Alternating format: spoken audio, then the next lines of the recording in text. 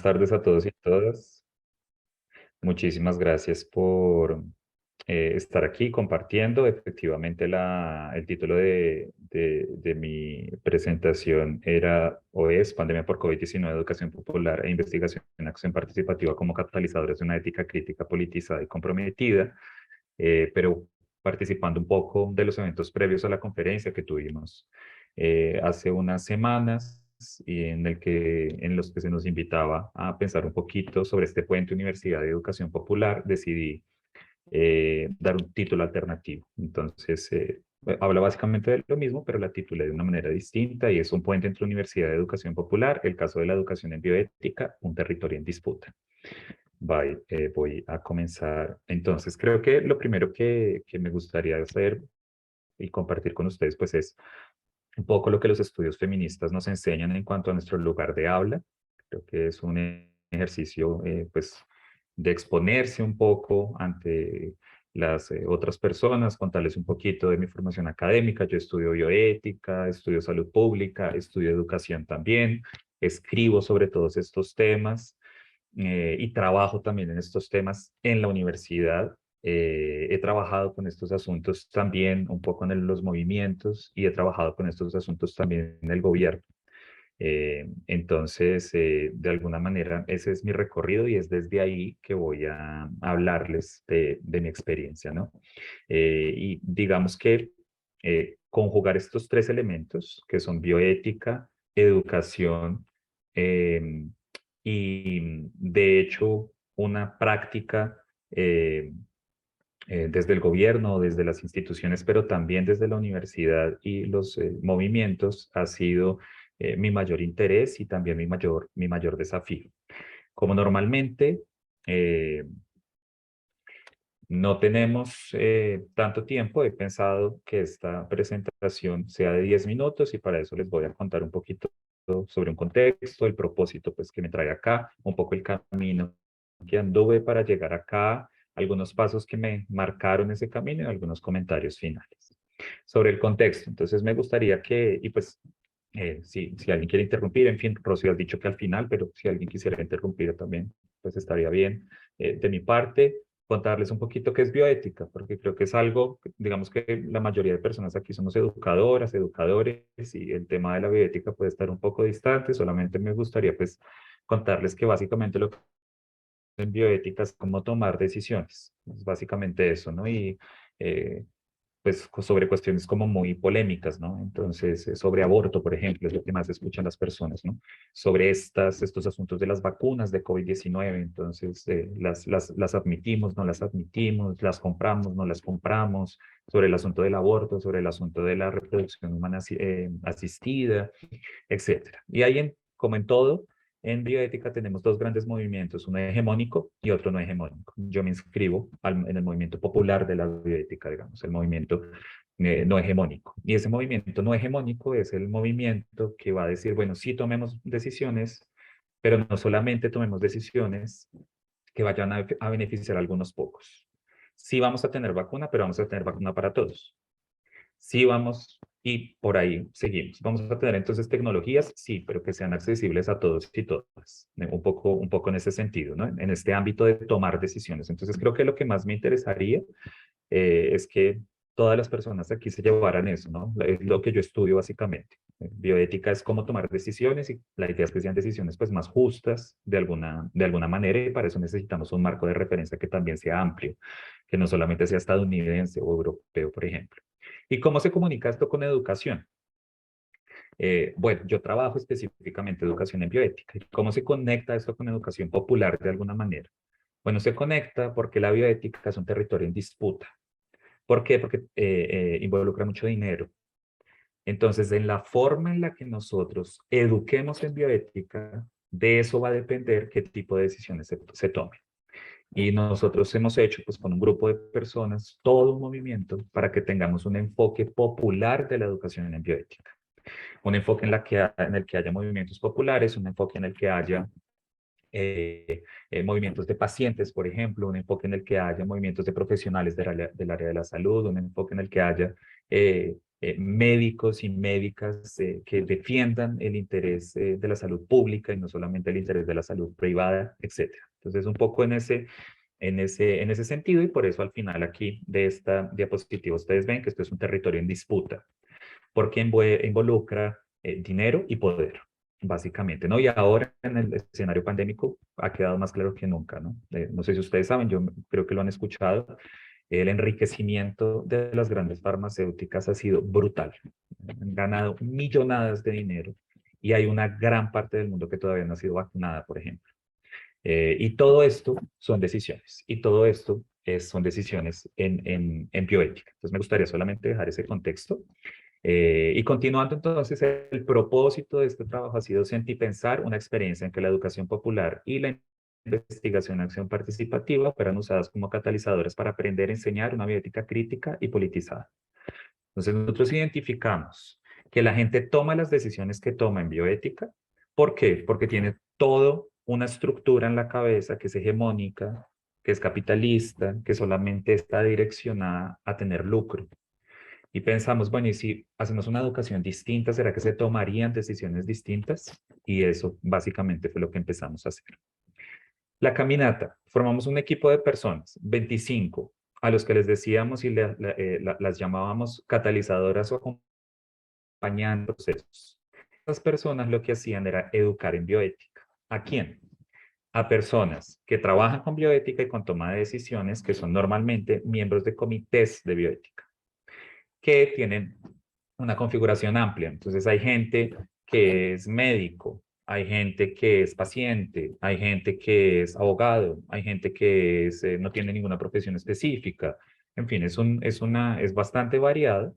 Y lo que hicimos fue decir, bueno, vamos entonces a invertir nuestro tiempo en hablar con estas personas y eso fue lo que hicimos. Y lo que les traigo acá básicamente es el resultado, que fue un trabajo muy bonito. Entonces, empezamos a hacer este trabajo con todos los fundamentos de la educación popular para atraer estas personas que serían catalizadoras y después llevarlas a que compartieran sus experiencias con 850 grupos de personas. Fue un proyecto muy, muy grande. Los catalizadores y las catalizadoras muy contentos siempre porque decían, bueno, mi trabajo tiene gracia, ¿no? Ellos fueron y ellas fueron porque era un enfoque de educación popular, no se les entregaba un paquete, sino que en medio de todos y todas lo que hacíamos era reflexionar sobre qué hacíamos, qué enseñábamos, cómo lo enseñábamos, de qué manera, por qué, cuál era el propósito. Entonces fue siempre un trabajo colaborativo, todo el tiempo. Entonces esto, por ejemplo, nos decían, mi trabajo tiene gracia, yo no solamente ejecuto, yo pienso, yo soy parte. Entonces, eso fue lo que hicimos, digamos, en el grupo pequeño de 25 catalizadores. Y cuando fuimos al terreno y empezamos y esto además en medio de la pandemia también, ¿no? Eh, ¿Qué decían las personas que estaban enseñando y aprendiendo? Porque todo el proceso era siempre de enseñanza y aprendizaje. También comentarios muy positivos, ¿no? Entonces, bueno, somos tenidos en cuenta, no solamente somos evaluados, normalmente son personas que son evaluadas todo el tiempo, nunca se les escucha. Siempre se les certifica. Si puede o no puede, siempre se les pone un sello, pero nunca hacen parte del proceso. Y nos decían también, les importamos, si podemos criticar. Entonces era un proceso todo el tiempo que iba y volvía, todo el tiempo, era interactivo y eso, digamos que nos pareció bastante interesante. ¿Qué marcó nuestro camino? Básicamente, la noción de sentipensamiento de Orlando Falsborda, colombiano, y la noción de libertación de Freire, brasileño, ¿no? Solamente traje estas categorías aquí para que ustedes las vieran un poco y recordaran, ¿no? Entonces, la categoría de educación popular de Falsborda, de cultura popular de Freire, de superación del eurocentrismo de Falsborda, de oprimido, opresor y bancarización de Freire, y finalmente la categoría de colectivización de la doctrina académica. Entonces, el gran desafío era también usar un lenguaje distinto, y eso más o menos lo logramos hacer, y la educación para liberar freiriana. Y lo que nos dimos cuenta básicamente es que había que repensar una cosa específicamente, y es la llamada educación por competencias. Todas las personas que participaron, tanto aquellas que fueron catalizadoras como aquellas que hicieron parte del proceso que esas catalizadoras provocaron, y es difícil hacer esa diferenciación porque realmente todo el mundo fue catalizador al final.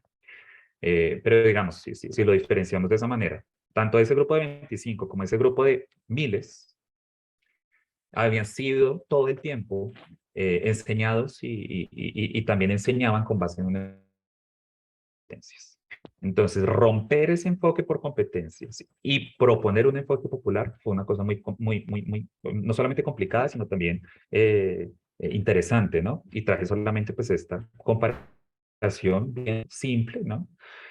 Nosotros no hablamos de competencia, nosotros todo el tiempo hablamos de conocimiento. Nosotros pensamos de forma cortoplacista, pensamos en forma futurista, entonces nunca evaluamos cosas inmediatas.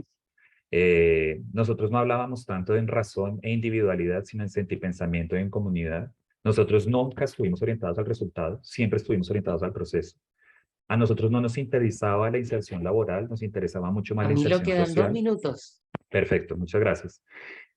No nos interesaba la innovación, nos interesaba la sociedad. Entonces, digamos que solamente romper con el lenguaje ya es todo un desafío, porque todo el tiempo estamos escuchando esto, ¿no? Entonces hay que estar orientados al resultado, al trabajo, al lucro. No, nosotros intentamos romper y tuvimos realmente una experiencia muy bonita. Y ahí empezamos a hablar de algo que llamábamos transeducación emancipatoria en bioética, que tiene que ver con un enfoque propuesto por una profesora, una mujer trans colombiana que se llama Lanis Bello.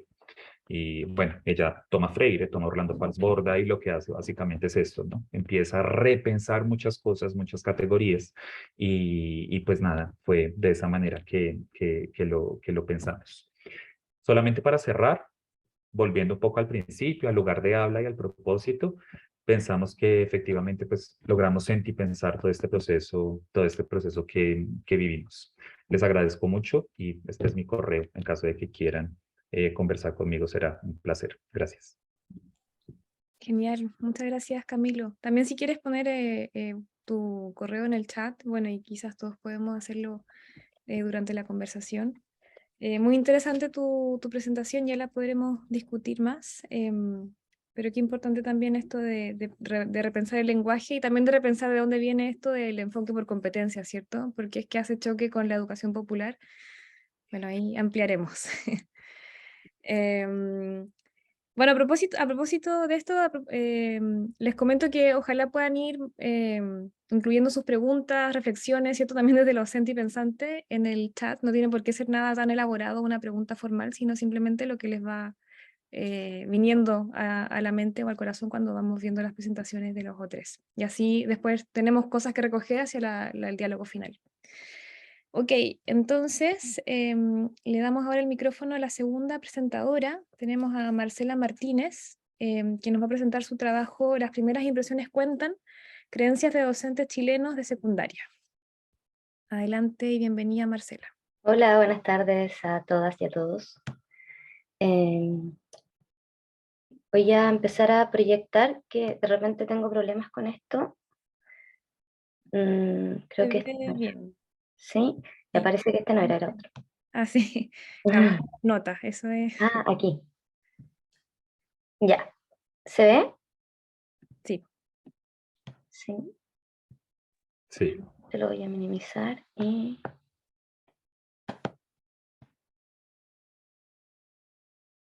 No, como que quiero como ponerlo como presentación, pero bueno, creo que igual se ve bien. Sí, creo que ¿Sí? lo vemos bien. Sí, Ya, lo vemos bien. Igual en la perfecto. parte de abajo puedes poner la pantallita. Claro, ah, ya es que como está la Ahí, barra de Zoom, ahí creo que ya, ahí. ahí Ahora sí, sí. ya. Exacto. Perfecto, gracias. De nada. Bueno, me presento, soy Marcela Martínez y este estudio es un pequeño estudio enmarcado en mi trabajo final de máster en la Universidad Autónoma de Barcelona con la tutoría de Xavier Fontich dentro del Departamento de Didáctica de la Lengua. Bueno, vamos a introducir un poco este problema de investigación, las preguntas y objetivos, la metodología que se utilizó para este estudio, los resultados y finalmente las conclusiones. Para empezar, me gustaría citar una frase de Paulo Freire, que habla de la lectura y dice: la lectura del mundo precede a la lectura de la palabra, de ahí que la posterior lectura de esta no puede prescindir de la continuidad de la lectura de aquel. Y darnos unos segundos de reflexión en el sentido de que finalmente lo que uno lee y lo que uno escribe, ¿cierto? No son nuevos, sino tiene una gran precedencia en la realidad, en la experiencia del ser humano, y que la lectura se puede ver como una interpretación de la realidad, mientras que la escritura, por su parte, también entonces es una transformación, ¿cierto?, de esta realidad. Y es difícil transformar, entonces es ahí donde evoca esta pregunta de investigación sobre la escritura, cómo motivarla. Voy a explicar más adelante la investigación, todavía no he dicho mucho de eso, pero también quiero decir que se plantea desde las creencias docentes, entendiendo, ¿cierto?, que los docentes estamos formados por diferentes experiencias en nuestras vidas. Tiene relación ahí lo que decía el otro presentador, ¿cierto?, con esta forma de entender el lenguaje, y finalmente nuestro comportamiento, nuestras prácticas tienen que ver con nuestra experiencia, con la forma en que los profesores fueron estudiantes anteriormente, con su formación docente y finalmente con la experiencia que han adquirido en su experiencia docente en las diferentes comunidades. Es decir, para poder entender cómo los docentes realizan y planifican sus clases e intentan motivar la escritura, hay que adentrarnos a esta realidad compleja que no es la punta del iceberg, que es lo que uno tiende a ver, sino es algo mucho más profundo, que es esa profundidad y esa gran estructura del iceberg que es difícil profundizar, y que por lo tanto hay que adentrarnos para poder mejorar las prácticas. Y entender entonces este filtro con que los estudiantes, los docentes ven esta realidad, y que no es sencilla, no es fácil, porque es compleja como este nudo que está en la imagen, ¿cierto? Porque hay tensiones, porque muchas veces nuestras creencias son prejuicios, son opiniones, son prácticas que se contradicen, no necesariamente siempre somos personas tan consecuentes. Para eso, luego está esta otra parte, este otro eje de esta investigación, que tiene que ver con la escritura, que es un proceso complejo de enseñar, porque hay una sobrecarga mental dentro del proceso, especialmente porque se conjugan diferentes elementos, como es la lingüística, como es el discurso, como es la comunicación, como es el contexto, y es difícil que uno tenga en cuenta todos esos elementos para poder, ¿cierto?, construir una idea y poder entregarla a un interlocutor y que llegue de la manera más fiel posible. Y finalmente tenemos la secuencia didáctica, que como docente sabemos que es, cierto, este dispositivo didáctico por excelencia que se ha validado, especialmente en lo que es la planificación de escritura, y mi estudio se centra en la parte de la preparación, cuando el profesor tiene que formular los objetivos de aprendizaje, que son doble, hay un objetivo discursivo y un objetivo comunicativo, pedagógico digo, y también se negocia las instrucciones, ¿cierto? Las instrucciones de este proyecto, finalmente, qué es lo que se espera, si va a ser en grupo, va a ser individual, y se ha centrado muy poco la investigación en esta parte, sino que se ha centrado más bien en la parte de evaluación. Últimamente hay mucha investigación sobre cómo generamos feedback para la escritura, pero no cómo motivamos el proceso de escritura desde el inicio. Por eso se llaman las primeras impresiones cuentan en este estudio, porque finalmente si no podemos motivar a un estudiante desde el inicio, luego va a ser difícil empezarlo a enganchar durante el proceso. Entonces mi pregunta, entendiendo por un lado la escritura, la motivación, la secuencia didáctica y las creencias docentes, me pregunto lo siguiente, digo, ¿cuáles son las creencias que tienen los profesores de lengua con respecto a la motivación de la escritura al comienzo de estos estadios de la secuencia didáctica? Y mi objetivo es explorar las creencias de los profesores y de alguna forma, a través de esa exploración de creencias, poder identificar lo que ellos consideran de manera explícita e implícita como estrategias que motivan el proceso de escritura en sus estudiantes. Lo que se realizó fue una metodología cualitativa, entrevistando a 6 docentes chilenos de diferentes sistemas educacional, y que luego a través de una entrevista semiestructurada, y fue analizada de manera inductiva para poder, ¿cierto?, interpretar estas creencias. Las características de los informantes se basó principalmente en que eran profesores que tenían más de 10 años de experiencia y otros que tenían menos de 3 años de experiencia. Nos damos cuenta que hay profesores de 34 años de experiencia, ¿cierto?, como docente en aula, hasta profesores de 5 años, que son más bien profes nobles, pero también ya con mucha experiencia, y que participan en diferentes sistemas educacionales, 2 profesionales municipales, 2 en particulares subvencionados y 2 privados. Y me gustaría detenerme aquí en que también son profesores con diferente formación, que eso también es importante porque la formación determina las creencias docentes, y nos damos cuenta de que hay 3 profesores que tienen dentro de su formación una formación continua, ya sea a través de un diplomado de mediación lectora, ya sea a través de un máster de gestión de aula o un máster de didáctica. Dentro de la primer objetivo específico que tenía que era relacionado más bien a las creencias de motivación, sin tratar de indagar tanto en lo que ellos consideraban como estrategia, sino frente a la pregunta de si tú consideras que es importante motivar la escritura al comienzo o en algún momento.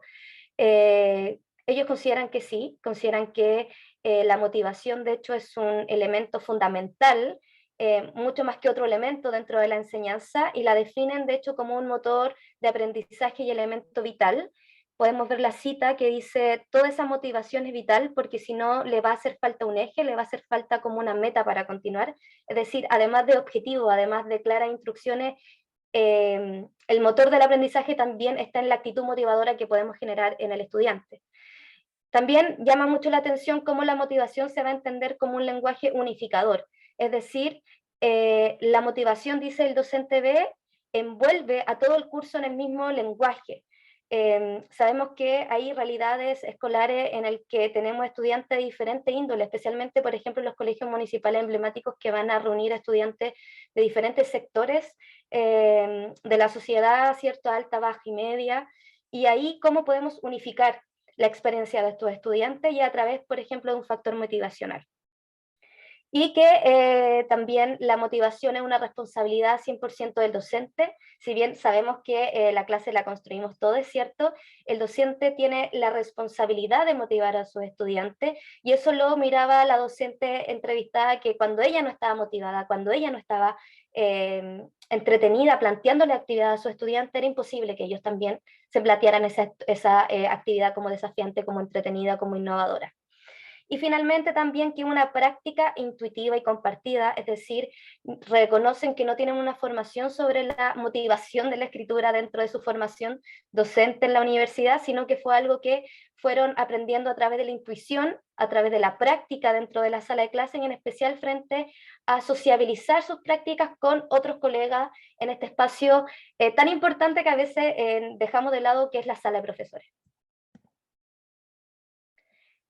Y como segundo objetivo, que era desde estas creencias, ¿cierto?, tratar de identificar ya como estrategias un poco establecidas, declaradas, siempre esto no fue observable, así que falta también esa parte más adelante.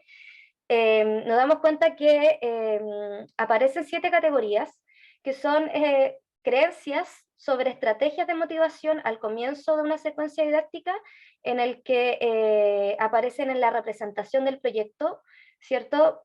Aparecen en las tareas, aparece en el discurso que el docente da sobre el valor que tiene la escritura, junto con la combinación de poder generar la autoeficacia al estudiante en relación a la escritura, al recurso humano, a los recursos tecnológicos y al tiempo. Y en el recurso tecnológico yo no puse una cita para ejemplificar, pero llama la atención también que las características del siglo XXI, del estudiante del siglo XXI, se siente mucho más cómodo y se motiva más escribiendo en el computador o escribiendo en el teléfono.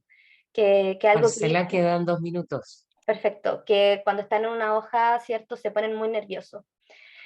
Quiero pasar no, está bien, esta parte me parece un poco más interesante para terminar, que llama la atención que la mayoría de los profesores creen que la lectura y la oralidad son finalmente las estrategias que potencian su práctica para motivar la escritura, y la lectura en sí misma, como el texto de plan lector, ¿cierto?, como lectura en sí misma motivadora, y para eso estamos hablando de un estudio que se le hizo a profesores de secundaria, en donde la lectura más bien tiene que tener las características de una lectura escandalizadora, una lectura que le llame la atención a los estudiantes, y para eso el profesor dice, por ejemplo, la primera lectura que tú hagas es súper decidora y tú dices, oh, voy a leer esto, ¿en serio? Y claro, luego de esa lectura, el estudiante se motiva para poder escribir en base a esa lectura, algo de su interés. Y finalmente también esta otra cita que es importante, donde la docente dice, y leímos Casa de Muñecas, un texto de 1800, casi del 1900, de un noruego, como súper ajeno, pero empezamos la clase con la canción de Barbie Girl en The Casting World. Es decir, tratamos de, ahí vuelve la idea de unificar al curso en un solo lenguaje y una sola experiencia. Y como conclusión de este estudio, las creencias sobre cómo motivar la escritura al inicio de una SD están determinadas en este caso por los estudios docentes, los años de experiencia y su contexto escolar. Las y los docentes con perfeccionamiento en educación tienden a demostrar creencias de estrategias motivacionales más diversificadas. En los contextos educacionales menos privilegiados hay un discurso centrado en la utilidad de la escritura sobre su prestigio social. Se le recuerda a los estudiantes lo importante que es que desarrollen esta herramienta, porque eso les podría producir cierta movilidad social. La oralidad y la lectura se sobreponen como las creencias que destacan en la motivación al inicio de un proyecto de escritura, y en especial también la oralidad, que resulta ser el andamiaje necesario para que cuando un estudiante no sepa cómo escribir, bueno, se le hace, ¿cierto?, una actividad en grupo oral para que el contexto externo lo pueda llevar a su contexto interno.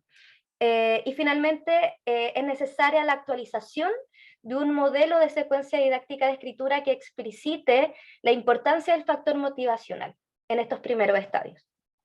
Eso, muchas gracias por su atención. Muchas gracias, Marcela, por la presentación y por estos ejes no problematizadores en torno a la dinámica de la lectura, de la escritura, pero también a partir desde ahí de la comprensión de la realidad bajo este enfoque. Tal cual, muy bien dicho. Pasamos entonces ahora a la tercera ponente, Nancy. Discúlpame, no sé si voy a pronunciar bien el apellido, Nancy Nieshuida. Hola, ¿qué tal? Con Ah, Nancy es suficiente, ya me bueno, identifico.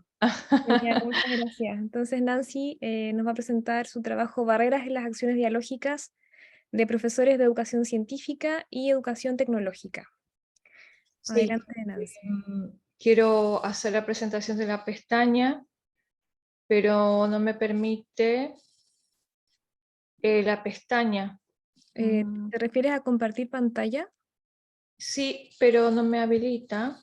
No te aparece porque entiendo que están todos Momento. habilitados para compartir. Ahora sí, vamos a ver. Ahora. Súper. Ahora sí. Bueno. Estoy junto aquí con el doctor Marcelo, que hicimos junto este trabajo, Marcelo Lambach, de Curitiba, de la Universidad Tecnológica Federal de Paraná. Y este trabajo se llama Barreras en las acciones dialógicas de profesores de educación científica y educación tecnológica. Yo soy la Universidad Nacional de Misiones y Marcelo, como dije, la Tecnológica Federal de Paraná. Estamos desde Curitiba haciendo un trabajo conjunto. Este trabajo que nosotros le queremos presentar parte de una pregunta central o articuladora que tiene que ver con cuáles son las barreras que separan a los docentes argentinos y brasileños que investigan Paulo Freire y enseñan ciencia y tecnología de las posibilidades de organizar acciones dialógicas. Esto tiene que ver con un curso desarrollado en la Universidad Tecnológica Federal del Paraná y una disciplina, perdón, la disciplina en la Tecnológica de Paraná y en la UNAM, aquí en Misiones, fue un curso de posgrado llamado Educación Científica y Tecnológica con Perspectiva Freiriana. Esto tiene que ver con una trayectoria que nosotros queremos recorrer junto a Marcelo en pensar a la educación científica y a la educación tecnológica desde una perspectiva freiriana a partir de la literatura que se produjo en esta temática, como lo son Pernambuco, Demetrio Lisekov, Angotti, también Silva y muchos otros, sobre todo brasileños, que tienen una producción y una contribución muy fuerte en el trabajo de la enseñanza de esta área desde la perspectiva de Paulo Freire.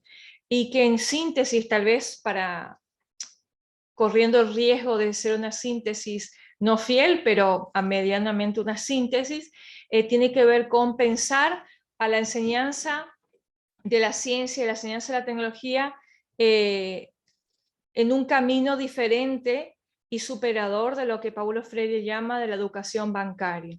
Nosotros sabemos que, por lo menos así como comentaba el primer ponente, ¿no? La ciencia y la tecnología actualmente, y sobre todo en países del tercer mundo, son características de procesos de tecnocracia, de decisiones no consensuadas, de formulación de problemas científicos y tecnológicos distantes a las demandas y a las realidades sociales de nuestros territorios, cuyos resultados obviamente son soluciones que no solucionan, son soluciones que generan otros problemas, son soluciones que no atienden los verdaderos problemas o hasta generan problemas distintos. Entonces, pensar a la educación científica y tecnológica desde una perspectiva freiriana, en otras palabras, tiene que ver con no replicar estos modos de racionalidad tecnocrática que tanto azota a la educación y a la educación científica y tecnológica en particular.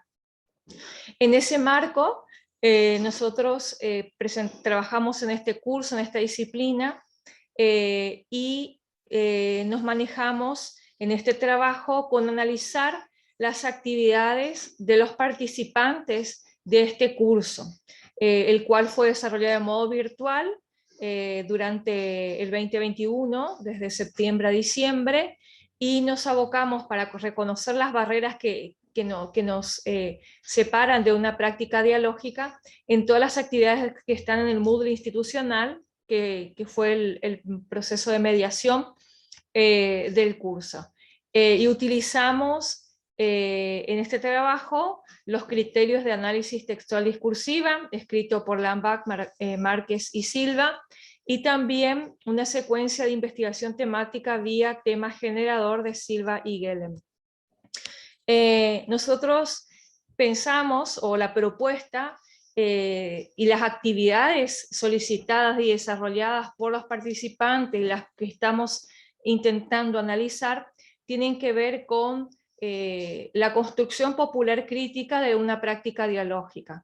Y eso en la educación científica y tecnológica, que parte de un estudio de la realidad, que tiene que ver con una investigación cualitativa, muy intensiva junto a educadores, educandos y la comunidad de las escuelas en la cual los profesores estuvieron trabajando, para reconocer en ese estudio de la realidad, en el universo de datos recolectados, datos cualitativos, las contradicciones, conflictos y problemas que son constituyentes de esa comunidad. En este caso tiene que ver con la selección de discursos significativos en ese universo de datos, para después problematizar las dificultades encontradas, es decir, problematizar las situaciones significativas en esa colecta de datos realizada y que son parte de la realidad, ¿sí?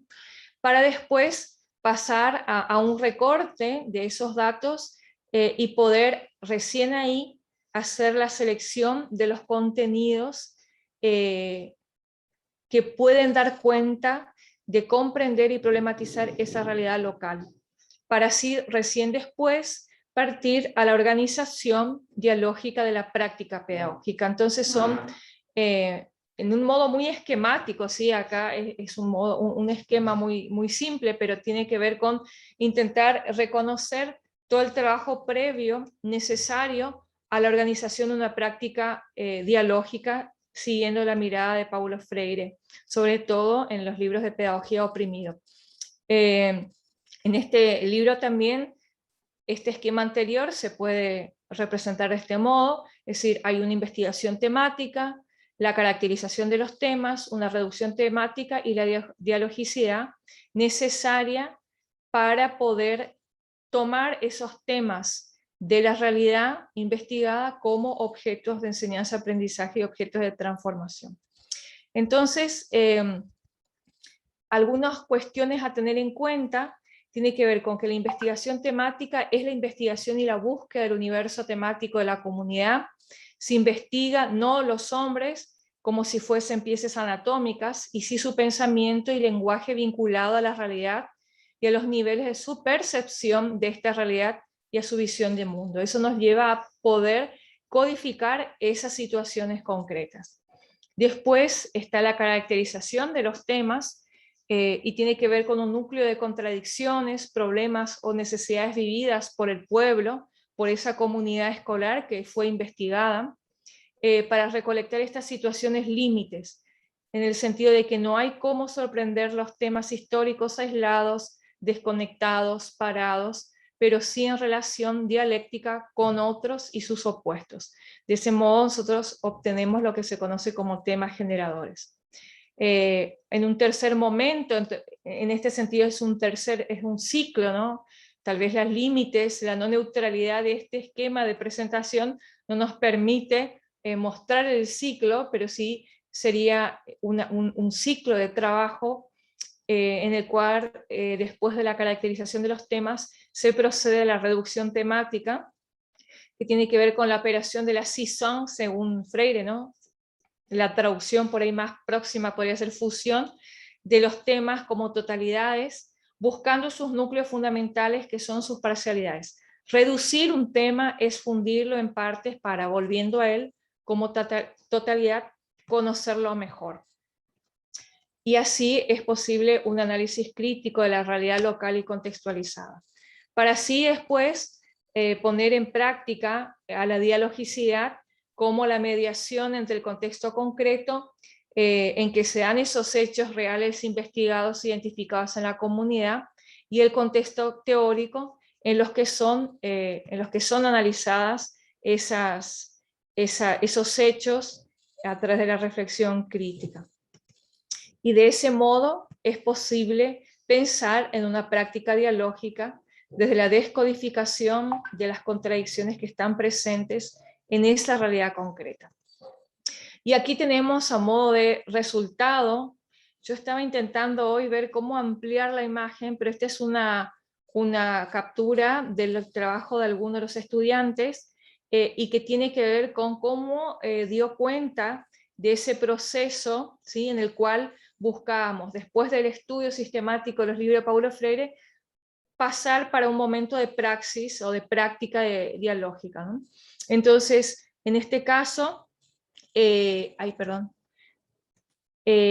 uno de los discursos significativos que tomó este participante hablaba, donde vivo hay una calle que no es asfaltada, que nos prometieron a mucho tiempo arreglarla, pero al final sigue igual. Después hay otro relato significativo que tiene que ver también con la calle que no está asfaltada, con la promesa de arreglarla, pero que ellos son felices y viven bien, aunque cuando llueve sufren inundaciones. Entonces son distintos relatos seleccionados por los participantes que les llevaron a pensar en un tema generador vinculado a la principal calle del barrio, no es asfaltada, ella es de piedras brutas, en general no se tiene tanto problemas con las calles, aunque no tenemos asfalto. El sistema de sanidad básico funciona bien, con excepción de las fuertes lluvias que hacen que las canaletas o rejillas de las calles permiten transbordar y hacer entrar el agua de las casas. Entonces, el estudiante en este momento ha localizado Nancy, un tema. quedan 2 minutos, perdón. Okay. Quedan 2 minutos. Entonces, lo que podemos ver en este gráfico es cómo desde un tema generador vinculado a la realidad de la comunidad investigada, pueden pensar en cuáles son los contenidos los saberes que pueden ser vinculados a este tema. Entonces acá tenemos 3 niveles de problematización en rosa, en rojo y en azul, que va del micro al macro social. Entonces, por ejemplo, si tenemos una cuestión micro vinculada al barrio, una macro tiene que ver con el desmalezamiento, los montes, la falta de planificación, calentamiento global. Entonces, son temáticas que van del micro al macro. Este es otro esquema, pero bueno, si no tenemos tiempo no le presentamos, que también se necesita visualizar esas, no solamente los relatos significativos, sino cuáles son los límites y posibilidades de que en una planificación de macro a micro como esta aquí, aparezca el diálogo continuo con la comunidad. Entonces no son contenidos seleccionados a priori, son contenidos y temáticas que van surgiendo a partir de la comprensión y la problematización de esos relatos formulados como un tema generador. Entonces, si tenemos poco tiempo, pasamos a algunas consideraciones analíticas a modo de conclusión, que tiene que ver con las problemáticas socioeconómicas y políticas o culturales que viven los sujetos que habitan las comunidades latinoamericanas, porque recibimos estudiantes de varias partes de Argentina y de Brasil. Esas problemáticas están en sintonía a pesar de estas distancias geográficas. La dimensión dialógica en el proceso de organización de la práctica es una cultura aún no apropiada por los profesores con los educandos. Las principales barreras de la dialogicidad en estas prácticas de estos investigadores se vinculan al nivel de conciencia ingenua respecto del lugar o rol en la relación opresor-oprimido.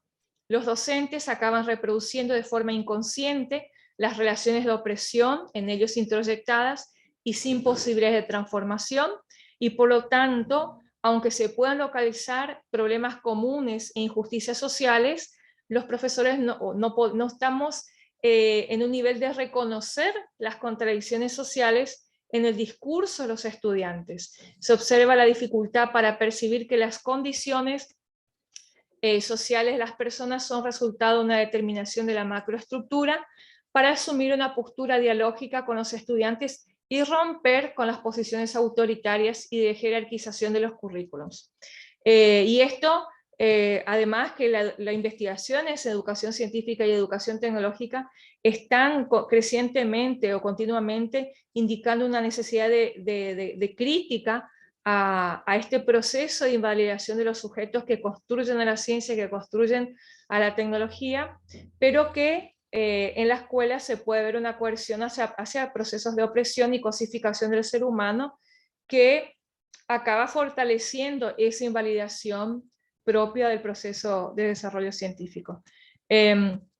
Y bueno, en otras palabras, la formación docente inicial y en ejercicio necesita también ser planteada desde la dialogicidad como estructurante y mediador entre lo teórico y estas barreras que nosotros mencionamos como siendo situaciones reales y contradictorias que deberían generar propuestas de educación científica y tecnológica. Y en otras palabras, así, mostrar la pertinencia y la validez del abordaje de Paulo Freire para la educación científica y tecnológica.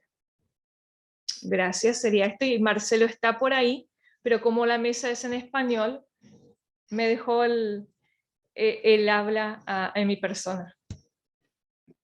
Excelente. Bueno, quizás después podemos incorporar a Marcelo también a la discusión. Muchas gracias, Nancy. A ustedes. No sé si puedes dejar de... Sí, claro. Allá mientras tanto. Sí, muy buena tu presentación. Veo también hartos vínculos con algunos de los elementos que planteaba Marcela, por ejemplo, sobre la problematización de la formación de profesores y profesoras, y lo que mencionaste hacia el final sobre esta posición de opresor o oprimido de los docentes, creo que es un tema de discusión en sí mismo que podría darnos para harto que hablar. Bueno, mientras tanto, pasamos al cuarto ponente, Óscar Guillot, quien va a presentar su ponencia Impactos de la neoliberalización de la educación básica en Brasil y México, un caso comparado de la década del 2000 al 2010. Óscar, adelante. Vale. Aquí igual voy a poner mi contador para que no me pase de tiempo. Bueno, yo no traigo una presentación como todo el mundo, pero soy estudiante de la maestría de la maestría en Ciencia Política de la Federal de Río Grande del Sur. Por eso estoy aquí en Brasil. Vine arriba ahora porque tengo que resolver unos asuntos burocráticos, pero igual voy a aprovechar y voy a dar una vuelta por allá por los eventos presenciales que tiene aquí la AREC, ¿no? Bueno, en fin, como ya mencionaba Rocío, el título de mi trabajo es un caso comparado entre dos países, ¿no? Vamos a tener dos dimensiones de cuáles son los efectos de de la neoliberalización, ¿no? De la educación básica en Brasil y México. Yo trabajo específicamente en la Federal de Río Grande del Sur con educación superior, pero es muy cierto y es muy evidente que la educación básica es el pilar, ¿no? Es la piedra angular para tener acceso a la educación superior. El objetivo de hacer este trabajo es justamente lo que ya han mencionado tanto Camilo como Nancy en sus ponencias sobre entender cuáles son esos impactos, ¿no? En la educación que se tiene, ¿no? ¿Por qué hay a responder a las preguntas sobre las desigualdades que tenemos, ¿no? En los países de América Latina, ¿no? Principalmente en estos dos contextos, México y Brasil, las desigualdades en el desarrollo y en el acceso a las cuestiones, ¿no? Como la universidad también, bueno, no, ahora la universidad no es la cuestión, no es el elemento en cuestión, pero cómo hay una falta de creación de conocimiento, ¿no? Sobre lo que ya mencionaba Nancy en cuestiones de la tecnocracia, que se desarrolla en estos modelos de educación pues más colonialista, ¿no? Para llegar a este trabajo, para desarrollarlo, estoy trabajando con una metodología de análisis de contenido, eh, en donde voy a ir viendo, ¿no? O estoy viendo cómo este impacto de esta creación de políticas públicas de educación tiene un impacto a mediano y largo plazo sobre la desigualdad y el desarrollo en, la, en las personas, ¿no? En las sociedades. Sobre ¿sí me están escuchando bien? ¿No se está trabando ni nada? Ahora Porque sí. Al principio Ah, costó un poco, pero vamos bien. bueno, es que luego la conexión aquí medio falla. Pero bueno, eh, entonces, como estaba mencionando, ¿no? El objetivo de hacer este trabajo es justamente para responder esas cuestiones, ¿no? En el acceso a la educación, las cuestiones en el desarrollo de oportunidades, las cuestiones en las desigualdades que van creciendo y en el modelo, y en responder el modelo más colonialista, ¿no? Que tenemos en la educación tanto básica como superior, ¿no? Y bueno, esto hablar de la dimensión de dos países es muy grande, ¿no? Entonces lo voy aplicando en dos ciudades específicas en las que estoy viviendo, tanto en México como en Brasil. Una es en Minas Gerais, en el sureste de Brasil, que tiene un desarrollo en indicadores de economía, de población parecido, se llama Pozos de Caldas esta ciudad, con una ciudad en México, que es la quinta ciudad más grande de México, pero que tiene los indicadores en cuestión de sociedades y tal, parecida, que se llama Puebla, ¿no? Entonces, entre estas dos ciudades, percibir cómo está el modelo de educación básica, ¿no? Cómo se crea, cómo se ve, cómo evoluciona, cómo hay desarrollo de oportunidades, cómo hay acceso en la educación superior que viene desde la educación básica, ¿no? Bueno, esa es la propuesta para responder a estas dos preguntas bueno, que son bastante importantes, ¿no? Y creo que ya mencioné la metodología y tal. Yo no traje presentación como lo había comentado antes, ¿no? Esto es parte de varias dimensiones, este trabajo de investigación es parte de varias dimensiones, ¿no? Para responder varias preguntas en el eje de políticas públicas eh, que estoy haciendo. Pero bueno, voy a cerrar por aquí también para dejar tiempo para los demás, para que se pueda debatir, para que haya más discusión. Bueno, gracias, Oscar. En torno a esta temática, yo creo que vamos a pasar a la siguiente ponencia. Ahí Rocío va a dar el pase y luego vamos a hacer una pequeña síntesis de las exposiciones y vamos a dar el cruce de diálogo, ¿ya? Excelente. Entonces ahora presento a Yolanda. Yolanda, entiendo que estás también con tu colega. Sí, estamos con Elena Guerrero. Elena, exacto, Yolanda y Elena, bienvenidas. Quienes van a presentar Neoliberalismo y Práctica Pedagógica, Concepciones, Resistencias y Transformaciones en un programa de formación inicial de maestros en Colombia. Adelante. Gracias. ¿Están viendo la pantalla? Sí. Sí. Ah, Ponerla en el botón de presentar, Jolie. sí, ya voy. Acá. Listo. Listo. Bueno, creo que ahora se ve mejor. Listo. Bueno, buenas tardes para todos. Buen día. Somos unas maestras muy interesadas en unirnos a este diálogo. Que ya como lo dijo Rocío, se enfoca en entender desde la mirada del neoliberalismo cómo se ha concebido la práctica pedagógica en un programa de formación inicial de maestros en Colombia. También hablamos de algunas resistencias y transformaciones que estamos desarrollando. ¿Quiénes somos? ¿Con quiénes estamos siendo y en dónde? Elena.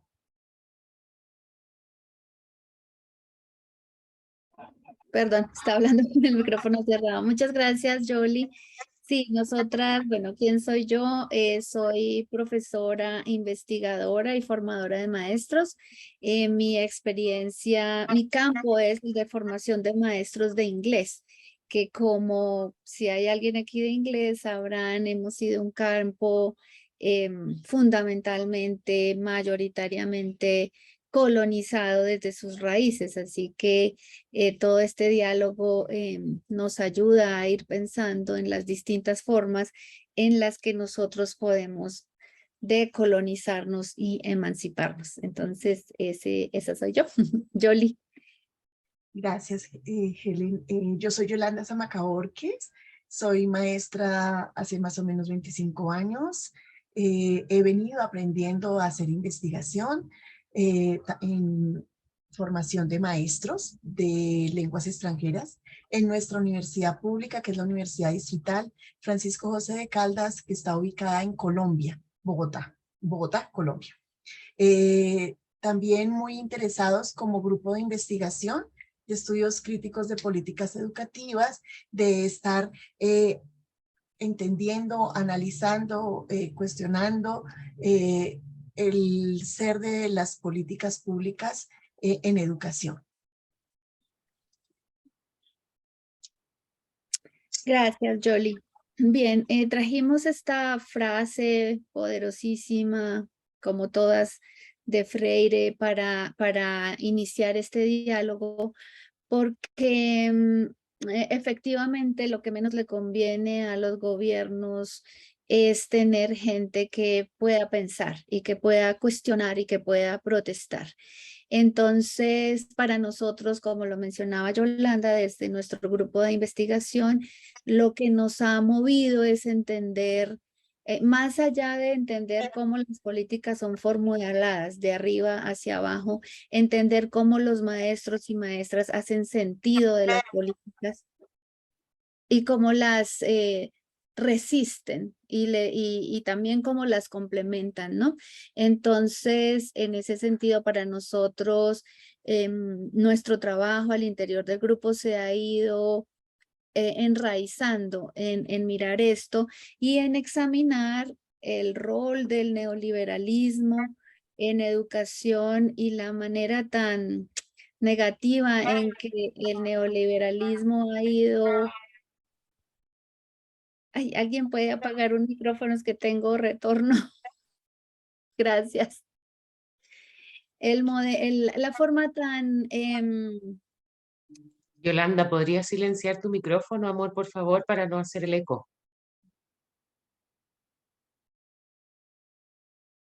Gracias, Yoli. En la forma tan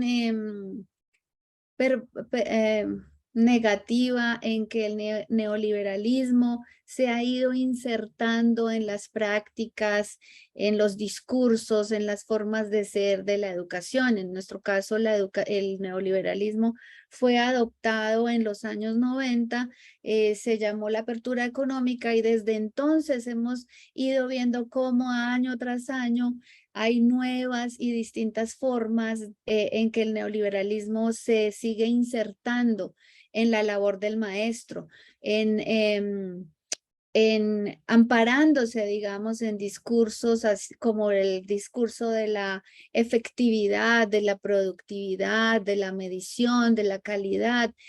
Cada día que pasa, cada año, las instituciones, no solamente las públicas, también las privadas, somos objeto de todas estas prácticas que nos obligan a dar cuentas en términos de lo que desde la economía se llama la calidad, pero que no necesariamente tiene una realización en lo que para nosotros es calidad.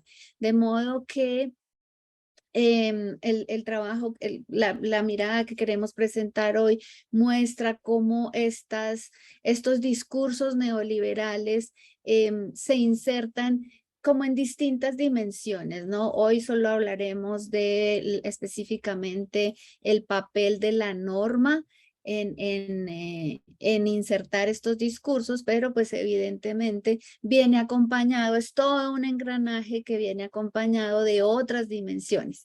Yoli. Gracias, Elena. Como ya lo mencionaste, sobre cómo estas concepciones de crecimiento que se han dado en nuestros países latinoamericanos, Colombia no es la excepción, y alineada dentro de este marco neoliberal, ha traído una nueva reforma a las facultades de educación en Colombia.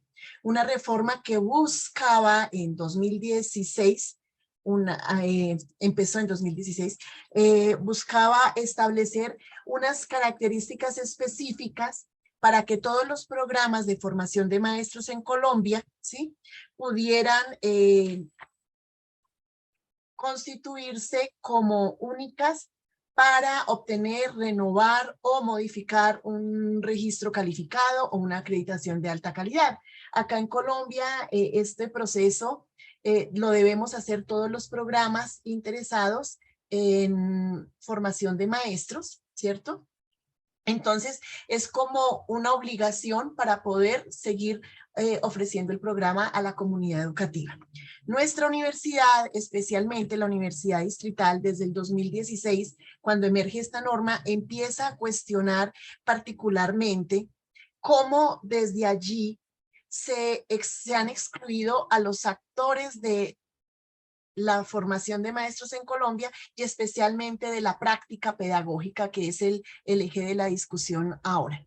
¿Cómo se homogeneizan ciertos procesos que desde la norma se mandan, ¿no? Y que lo único que se enfocan es en el desarrollo de unas llamadas competencias para capacitar a los maestros y que desde allí, por ejemplo, se puedan de alguna manera regular y controlar algunas de estas prácticas desde la reestructuración a nuestros currículos. De esta manera, en la práctica pedagógica encontramos unas concepciones estandarizadas sobre lo que implica la apropiación de saberes. Ya Elena lo mencionó, somos maestras de lenguas extranjeras y particularmente en este proceso de formación pareciese que debiéramos estar dando cuenta únicamente de modelos transmisionistas, de modelos que han sido creados en el norte global y que son medidos, ¿no?, a través de pruebas estandarizadas. O sea, como si lo único que nos interesara fuera aprender el qué y el cómo, que tiene que ver con esa apropiación también de unas prácticas lineales únicas de un ejercicio pedagógico de un maestro en formación, y como si esa práctica dentro del programa de formación fuese terminada, como si no hubiese la posibilidad de seguir construyendo esa desde la experiencia el ser y el estar siendo como maestro de una segunda lengua. Además, que hace un énfasis grande en lo que implica una práctica del hacer visible en el aula. Pareciese que solamente se reduce a esto y no reconoce otras dimensiones del ser maestro. Entonces, a partir de todas estas reflexiones, a unos pensamientos y a unas políticas que han sido pensados desde lo técnico, desde lo racional, desde lo instrumental, y donde encontramos que la práctica no ha sido agentiva en términos generales, pero que no reconoce a quienes hacemos parte de ella. Desde nuestra institución, con nuestros colegas, hemos venido transformando esas miradas tan reduccionistas del lenguaje, por ejemplo, cómo pensamos el lenguaje desde una práctica más social, más cultural, que nos implica, que no lo vemos como la meta a conseguir, sino simplemente es una posibilidad para poder entender nuestros mundos, poder dialogar con otros. También no nos enfocamos en una enseñanza tan instrumental de enseñar y aprender, donde no se reconoce al estudiante como también como un sujeto de saber, lo vemos entonces como un encuentro donde estudiantes, con el maestro y estudiantes, todos podemos co-construir y podemos dialogar sobre nuestros saberes, que es lo que estamos tratando de hacer. No es fácil, muchas veces a veces nos invisibilizan un poco a los maestros de inglés, porque solo pareciese que solamente enseñamos un idioma y el cómo, y ya se reduce a eso nuestro trabajo, pero desde la formación de maestros y desde el trabajo que en diferentes lugares, también en Colombia, estamos mostrando con nuestros proyectos de investigación y proyectos Quedan pedagógicos 2 minutos, podemos Yolanda. realizar. Gracias, Cindy. También pensarnos la práctica pedagógica y implica reconocer los contextos que habitamos, los territorios escolares que habitamos, porque pues en la universidad los programas se han organizado en el pregrado, especialmente pues como formación de maestros para la educación escolarizada de básica y media. No significa que la universidad no reconozca que hay otros espacios también en los cuales se pueden desarrollar proyectos educativos de formación, de resistencia y de transformación social. Pero nuestra escuela no la reconocemos como esos lugares de luchas, de encuentros y reencuentros, no solamente como el lugar a donde se llega a aprender la disciplina específica, sino que también aprendemos allí en una pedagogía del vínculo, de trabajar con el otro y de aprender con el otro. De esta manera desarrollamos en estas transformaciones diálogos desde la experiencia, tanto con los maestros en formación, con los maestros del colegio, que también son mentores, y asesores de práctica desde la universidad, pues para poder transformarnos a nosotros mismos e ir transformando estas prácticas en nuestra universidad, en nuestros contextos. Muchas gracias. Súper, muchas gracias Marcela y Elena por esta presentación.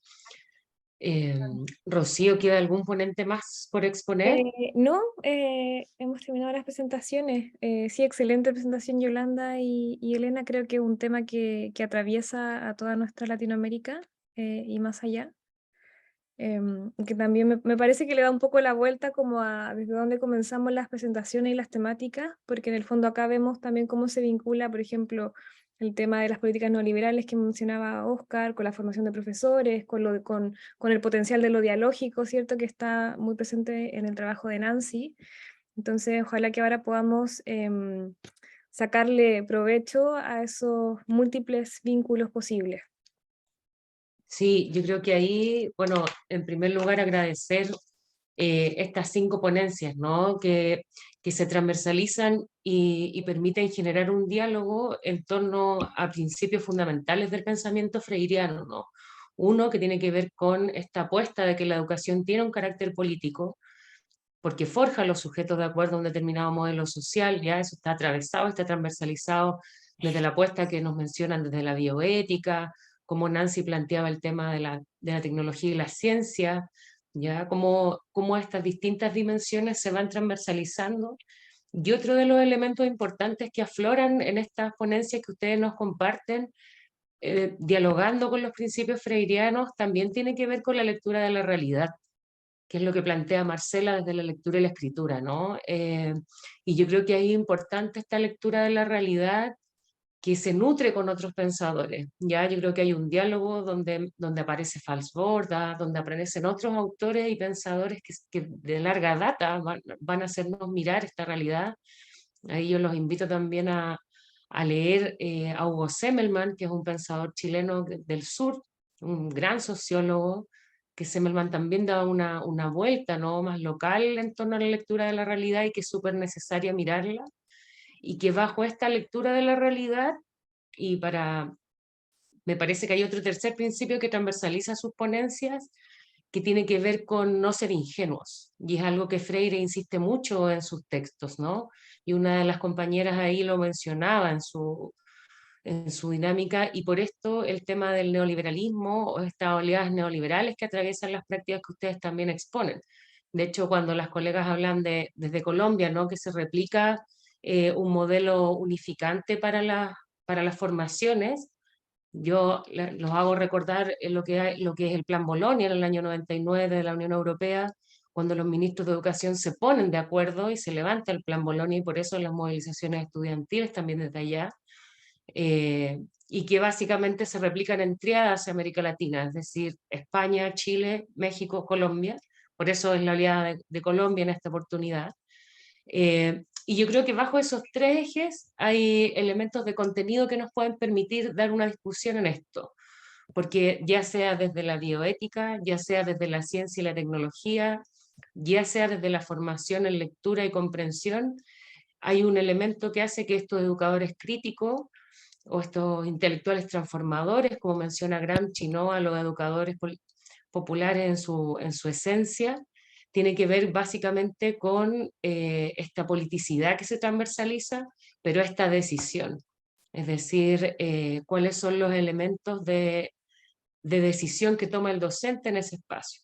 Entonces, a partir de ahí, les propongo abrir un poco la palabra, hacer circular, pueden ir pidiendo la palabra y yo voy moderando ahí para dar los pases, pero hago esa invitación desde esa síntesis que pudimos hacer junto a Rocío para esta mirada, ¿no? Desde esta politicidad, desde esta no ingenuidad, pero también desde el componente dialógico freiriano. Adelante, Elena.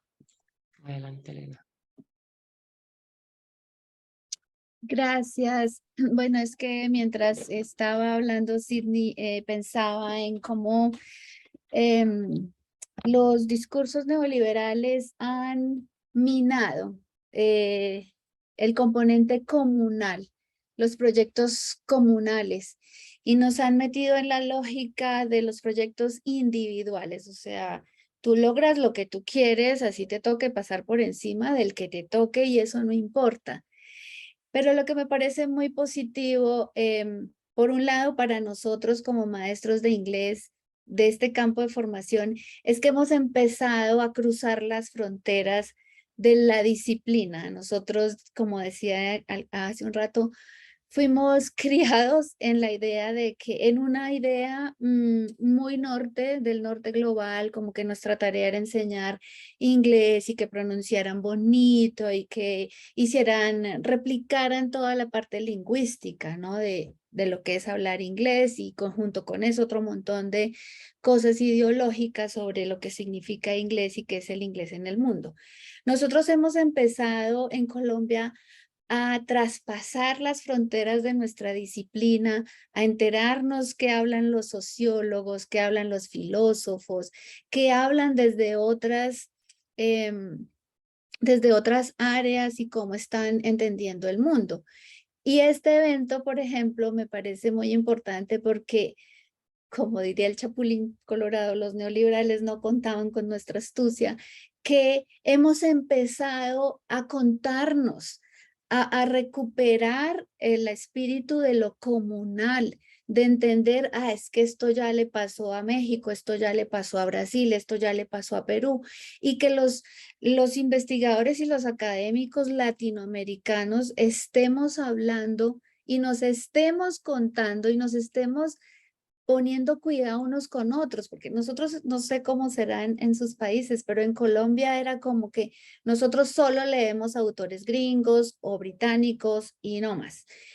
Pero ahora hemos empezado a escuchar qué está pasando en Brasil, en Argentina, hay cosas interesantísimas, y atender esos puentes y involucrarnos en estos proyectos y en estos diálogos comunales. Entonces quería como rescatar eso de esa resistencia, ¿no? De abajo hacia arriba, nos imponen desde los discursos neoliberales estos proyectos individuales y nosotros estamos, casi que como lo hizo Freire hace tantos años, estamos uniéndonos para responder y resistir. Era eso. Muchas gracias.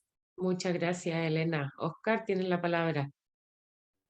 Vale, sí, se me vino a la cabeza justo cuando ahora Elena lo mencionó sobre esta cuestión de que va pasando en cada país, ¿no? O sea, la principal motivación de mi trabajo, de estar haciendo un modelo comparado entre Brasil y México, es justamente las similitudes, ¿no? Cómo la historia de un país es tan diferente del otro, pero los efectos, las repercusiones y los impactos son muy parecidos, ¿no? Tipo, el modelo, cuando voy pegando los datos, voy tomando los datos de el IBGE de Brasil y después voy a ver ahí el INEGI en México y tal, veo cómo las cuestiones son tan parecidas, ¿no? En este modelo tan neoliberal que se va replicando y se va replicando y tiene los mismos efectos y las mismas consecuencias, ¿no? Esa fue la grande motivación que tuve, que de la misma forma que un efecto negativo se ha generado, ¿no? A dar impactos tan negativos, también se puede reconstruir, ¿no? Y reformar un modelo positivo que tenga un repique pues bueno, por lo menos en México y Brasil, y yo espero que después en toda América Latina, ¿no?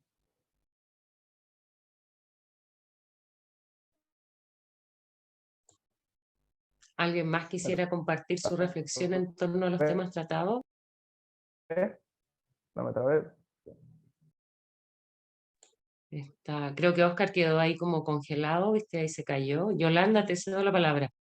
Gracias. No, pues muy interesante conocer desde los diferentes, desde nuestros diferentes lugares de enunciación, cómo hemos venido entendiendo los diferentes procesos de educación que han venido de alguna manera luchando contra esa hegemonía, esa jerarquización también, ¿no?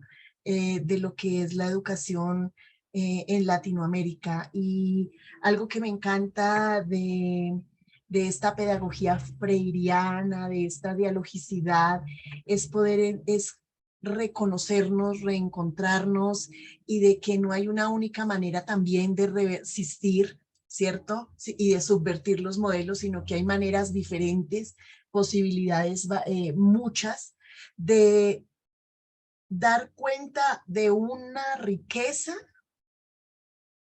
colectiva de saberes y de prácticas que han sido muchas veces invisibilizadas precisamente por estar muy enmarcados dentro de estas apuestas neoliberales donde solamente se valora ese saber eurocéntrico, ¿no? Entonces, escucharlos a todos me parece muy interesante porque empieza uno a entender cuáles son como esos caminos que empezamos a trazar, que empezamos a caminar y que tal vez no tenemos como una respuesta, ¿no? Única, sino que a medida que vamos caminando vamos entendiendo y vamos entrelazándonos unos con otros para poder desarrollar procesos mucho más divergentes de lo que el sistema quisiera que nosotros continuáramos haciendo, porque pues se nos ha construido como sujetos pasivos, ¿no? A muchos educadores y por lo menos a los maestros de lengua inglesa aún más todavía. O sea, ¿qué hace un maestro de inglés en una conferencia que no es de inglés? Entonces, a veces uno se siente un poquito vulnerable, ¿cierto?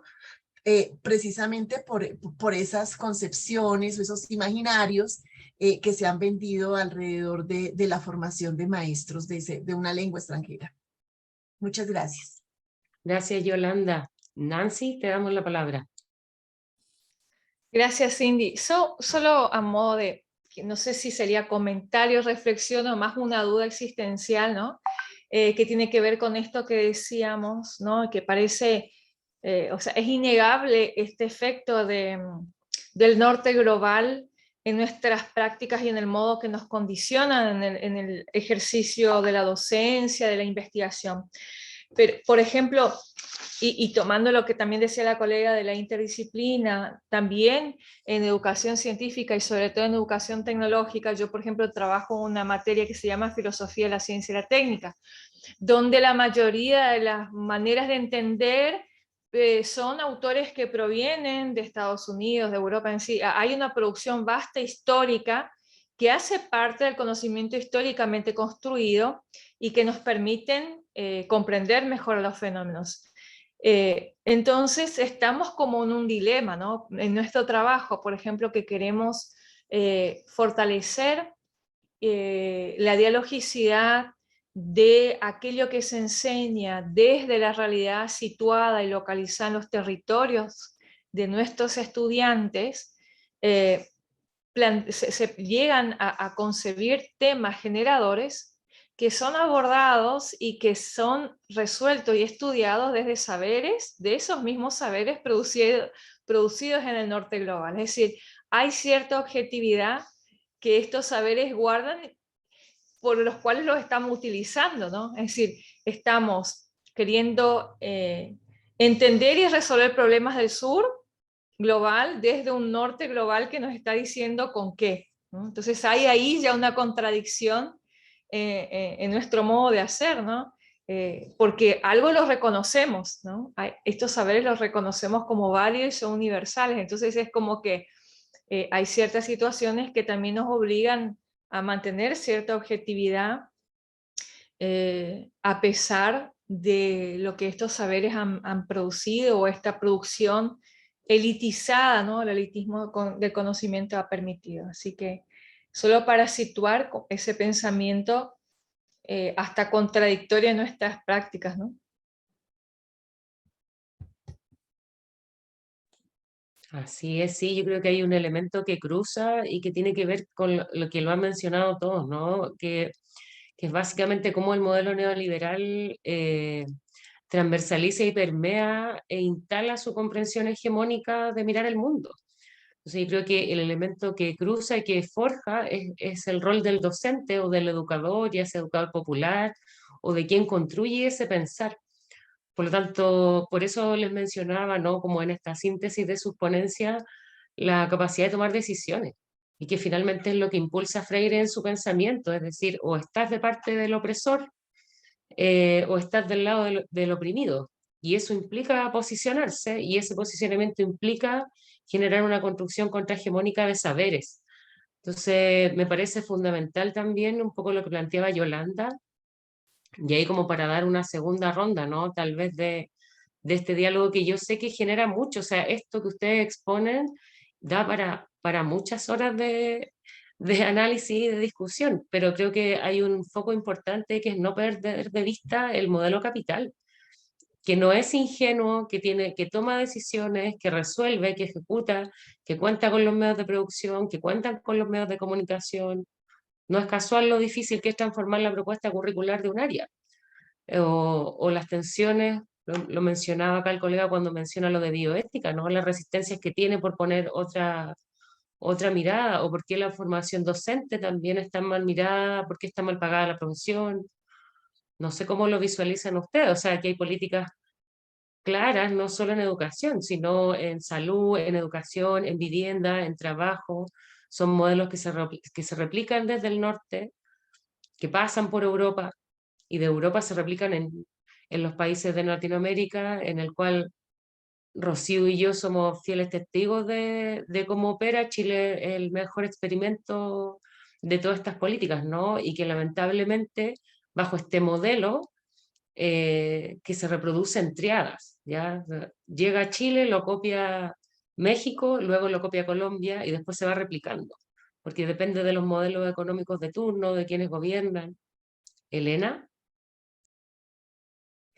Gracias, Cindy, por tus preguntas y pues quería como también hilar un poco con lo que nos presentaba Camilo, creo, pero aunque creo que ya no está, pero con el tema de la Camilo solo, perdón, para me mandó un mensaje diciendo que muchas disculpas, que la conexión tuvo algún problema, así que lamentablemente no se puede sumar, pero que va a estar atento por si le escriben un correo o algo así. Eso. Ok, pues es que lo que quería comentar es, no sé cómo habrá sido en sus países, pero en Colombia ha habido bueno, primero en Colombia hace como 30 años decidieron sacar la asignatura de historia del currículo de los colegios. Entonces, no se enseña historia como aparte, sino en una sola materia. Bueno.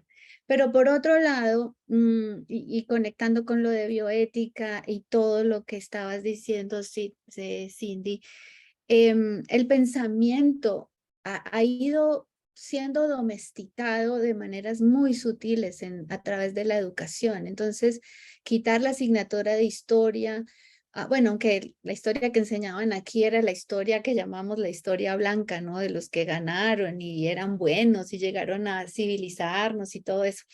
Entonces, mejor que lo hubieran quitado por ese lado. Pero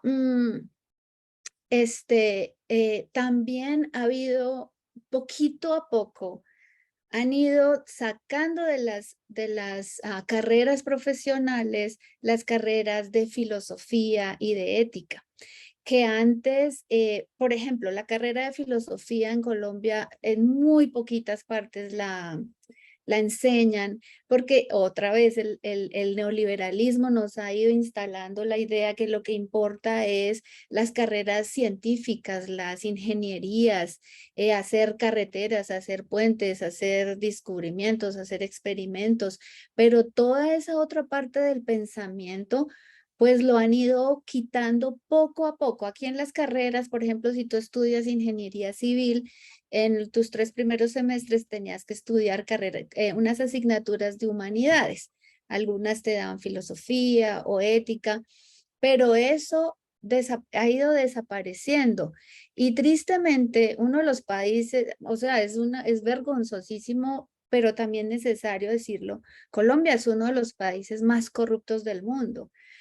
Pero claro, cuando alguien no ha estudiado filosofía y decía hace un rato Camilo cuando hablaba, vacunas para todos, pero hay que tener una discusión ética de cómo todos van a tener acceso, porque obviamente las farmacéuticas se enriquecen. Lo mismo en Colombia, o sea, si tú vas a hacer un puente, ¿cuáles son tus debates éticos para no pasar el puente a la mala por entre la comunidad, por entre un humedal, por, no sé, y luego no robar, sino de verdad hacer el puente para el bien de la comunidad? Pero eso no está. Y son formas muy sutiles en las que el neoliberalismo se instala y que incluso maestros y rectores de universidades replican eso. No, pues enseñemos las técnicas y los que quieran ver humanidades que vayan allá y tomen un curso. Pero en realidad es un proyecto político, ir minando el pensamiento de las personas. Entonces me parece que eso es grave. Y bueno, también quería ponerlo aquí sobre la mesa a propósito de las distintas formas en que el neoliberalismo también erosiona la ética y la filosofía. Muchas gracias, Elena, por la reflexión. ¿Alguien más quisiera compartir? Vi que Nancy había levantado la mano hace un rato. Nancy, ¿mantienes la palabra? No, solamente quedé con la mano levantada y ya la bajé, pero disculpes. Dale, no hay problema. Yo quisiera hacer una pregunta, sí. Veo que también hay como harto un cruce sobre lo disciplinar, ¿cierto? Creo que de alguna forma varias de las presentaciones tocaban o desde lo disciplinar arrancaban para otro aspecto. Entonces, es una pregunta muy general, como casi que estoy pensando mientras hablo, pero me gustaría preguntarle, ya sea para Marcela, Yolanda, para Nancy también, si ven que en este caso hay más bien lo disciplinar se está usando, o en este caso desde sus investigaciones, como un piso para hablar de otra cosa, o hay hay un elemento propio, inherente a lo disciplinar en el caso del inglés, en el caso del lenguaje, de la tecnología, que en el fondo está en disputa, y que desde ahí ustedes levantan una propuesta. No sé si mi pregunta tiene sentido, en mi mente lo tiene, pero ustedes me dirán.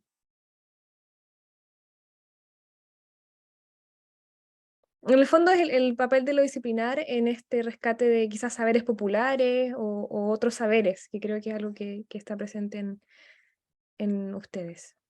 Marcela, te escuchamos.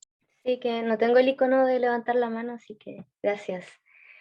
Yo creo que bueno, no sé, por lo menos desde mi disciplina y tomando en cuenta a favor, que yo creo que algo que tiene Chile, algo bueno yo creo que tiene que ver el currículum, o por lo menos a mí me gustan los cambios curriculares que se han hecho últimamente con respecto a mi disciplina. Y creo que, claro, se dieron cuenta que los profesores tomábamos excusas, ¿cierto? La disciplina para poder instalar otros temas y otros saberes.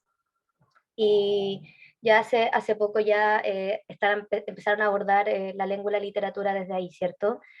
Entregando programas que sean más generales en sus temáticas y bien críticas también. Creo que como docentes, especialmente en humanidades, bueno, no quiero menospreciar el resto, pero esto lo digo por lo que ocurrió, por ejemplo, para el estallido en Chile, que hubo una gran demanda, ¿cierto?, por profesores que fueron muchas veces acusados de ay, ¿cuál es la palabra? Perdón. Ser ideológico, como de politizar. O Exacto, de sí. proselitismo, de proselitismo. Exacto, sí. Entonces, y ahí las humanidades estuvimos bien temblorosas, porque finalmente éramos las disciplinas que estábamos llevando la temática de la realidad a la escuela, cuando la escuela quería de alguna forma no tocar ese tema, ¿cierto? No tocar la crisis, ¿no? Y todos en ese momento nos sentimos envueltos en esta crisis, porque todos estamos pasando, profesores, estudiantes, apoderados, la comunidad entera estaba viviendo finalmente lo que se vivía o lo que se reproducía en la televisión o en el barrio o en la noche cuando se quemaban cosas, etcétera. Entonces fue muy difícil, por ejemplo, ahí como docente, y pongo a modo de ejemplo, no tocar esos temas. Entonces era o somos, ¿cierto? Como, o bajamos la cabeza y seguimos haciendo nuestras clases y nos olvidamos de lo que está pasando en la realidad, o intentemos llevar esa realidad a la clase.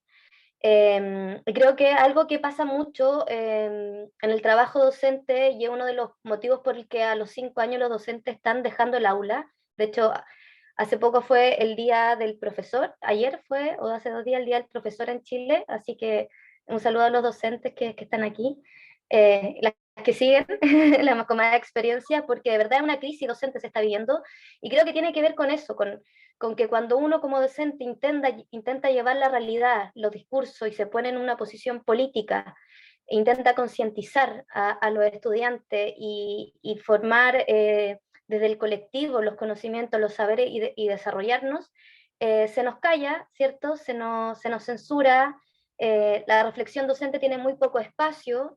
No sé si quienes están todavía en comunidades docentes participando, hay un poco espacio para la reflexión entre colegas, hay mucho para escuchar lo que hay que hacer, ¿cierto? Como técnicos. Y creo que siempre la disciplina o quienes somos críticos va a ser una excusa para poder llevar otros saberes al aula.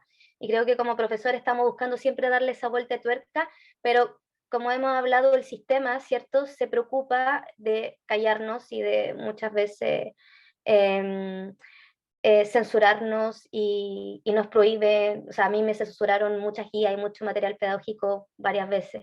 Entonces, es difícil como docente poder como lograr el cambio y por eso es importante estos espacios porque nos saca de esa ingenuidad que hablaban delante, ¿cierto? Y nos llevamos a, y seguimos estudiando, ¿cierto? Y seguimos tratando de retroalimentarnos de otras experiencias para al final buscar la forma de qué manera entonces podemos romper esta rueda, porque se responsabiliza mucho al docente, pero el docente también tiene su propia realidad y esa realidad significa también tener un trabajo, entonces hay un choque entre realidad e idealismo, creo que hay muchos temas bastante complejos y nada, agradezco mucho este espacio para que podamos como tocarlos, porque no es fácil ser un docente que quiera, ¿cierto?, romper la rueda, es bastante difícil y muchos nos quedamos cesantes o nos vamos de la escuela o no se pasan esas cosas que esa es la realidad finalmente, ¿cierto? No sé, lo expongo porque ocurre. Súper, gracias Marcela. Sí, es una realidad que se replica y yo creo que con mayor o menor medida en el caso latinoamericano, ¿no? Hay un autor coterráneo ahí de Yolanda, que es Marco Raúl Mejías, ¿no? Tiene un texto hermosísimo que se llama El capitalismo cognitivo, y en ese texto Marco desglosa todo el tema del foco de desprofesionalización docente, al cual se ha visto atravesado el profesorado, y creo que es triste ver cómo Marco relata tan bien lo que ocurre, ¿no?, en el neoliberalismo con los procesos educativos, pero que afortunadamente, y haciendo como la mirada del vaso medio lleno, es que nos estamos agrupando, es que estamos confluyendo en espacios de diálogo, es que se están construyendo instancias en torno a esto. Yolanda, tú tenías la palabra. Gracias, sí, que me hiciste pensar en el maestro Marco Raúl Mejía, casualmente, porque ellos han hecho una lucha, ¿no? Muy de largo aliento y no se han vencido. Han desarrollado unos proyectos muy interesantes alrededor de la educación popular y que creo que nosotros tenemos mucho que aprender de este ejercicio desde lo local, desde entender que somos maestros, somos educadores, acompañamos procesos de formación, son trayectorias de formación, y que pues creo que sí somos sustantivamente políticos, como lo dice Paulo Freire, y tenemos una responsabilidad, un compromiso, no porque vamos a adoctrinar o indoctrinar a nuestros chicos, pero sí que puedan mirar sus realidades desde otros lentes, que sitúen su realidad, porque pues en esta invisibilización y en esta cosificación que muchas veces se hace, ¿no?, de nosotros, los ciudadanos, los profesores, los estudiantes, pues es muy fácil, ¿no?, como mantenerse dentro del sistema. Tengo que aprender inglés para tener un mejor trabajo, para ganar más, para ser más competente, porque ese es el discurso de lo que te venden. Y entonces existe una gran proliferación de institutos de lenguas, donde tú vas a aprender inglés especialmente, ¿no? Se ofrecen otros idiomas, pero pues el lenguaje, el idioma del poder ha sido este. Sin embargo, desde los programas de formación de maestros, nuestro énfasis no es únicamente la disciplina como tal. Sabemos que tenemos que conocer el idioma, cómo enseñarlo, sabemos que reconocemos las contribuciones del norte global porque lo pensaron, pero también nosotros tenemos otras maneras de pensarlo. Tenemos otras realidades que son distintas a los que la literatura del norte global muestra.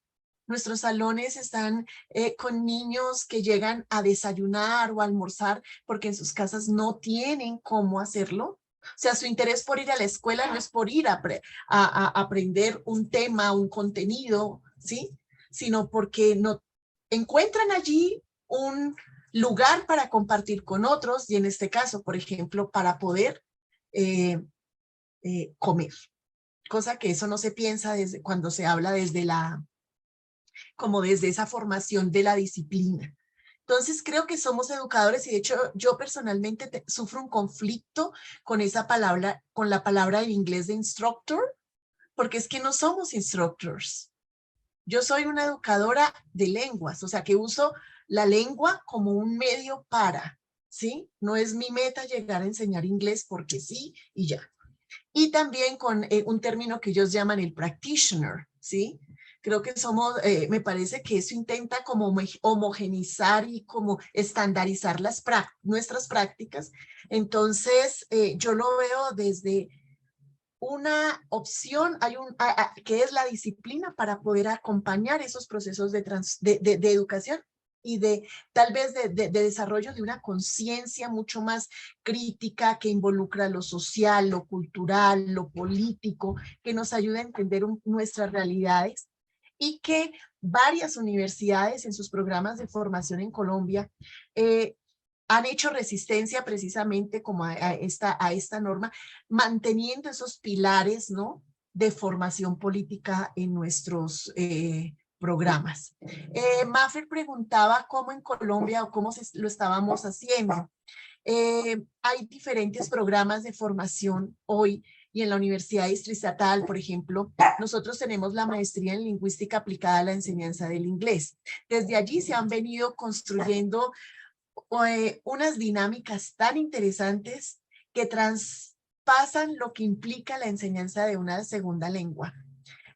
Y también ahorita está ofreciendo, bueno, desde el 2016, el doctorado interinstitucional en educación y tiene un énfasis pues que es ELT, pero es un ELT que está siendo pensado desde abajo.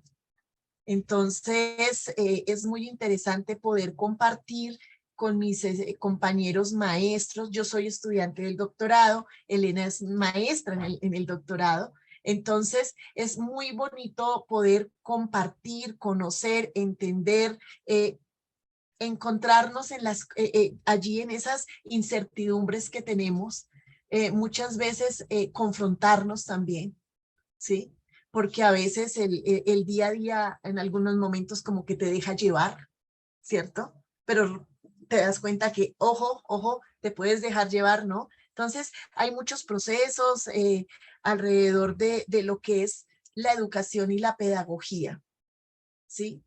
Para mí la disciplina sirve de excusa para. Gracias. Muchas gracias, Yolanda.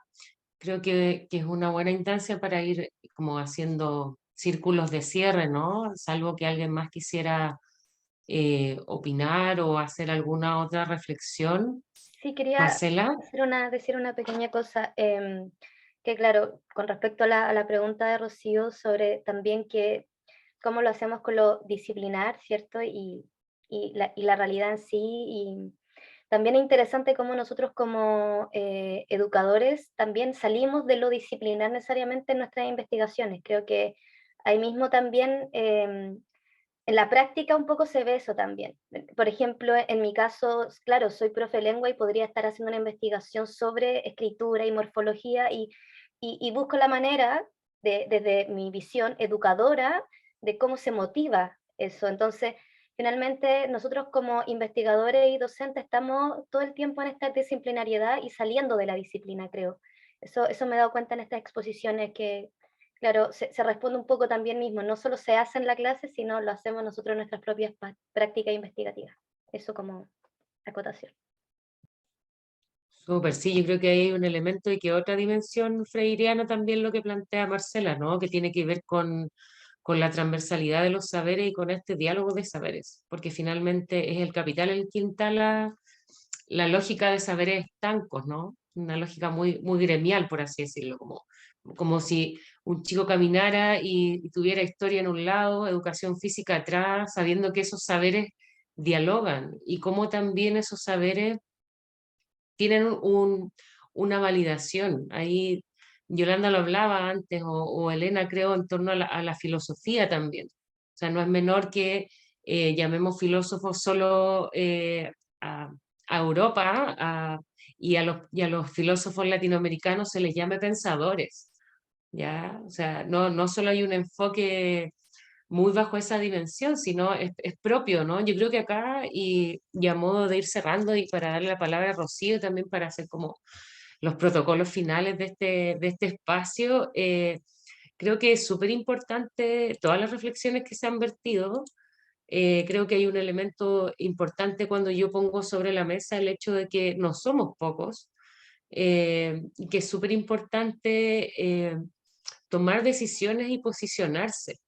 Creo que el elemento freiriano, más allá de una imagen, más allá de un centenario, o más allá de repetir frases de Freire, es cómo materializamos en la práctica eso en los espacios.